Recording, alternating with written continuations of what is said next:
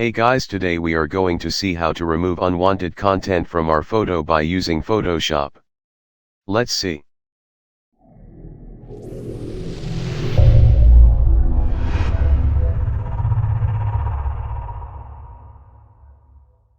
Open Photoshop and then select unwanted subject by any selection tool. Select properly for better result.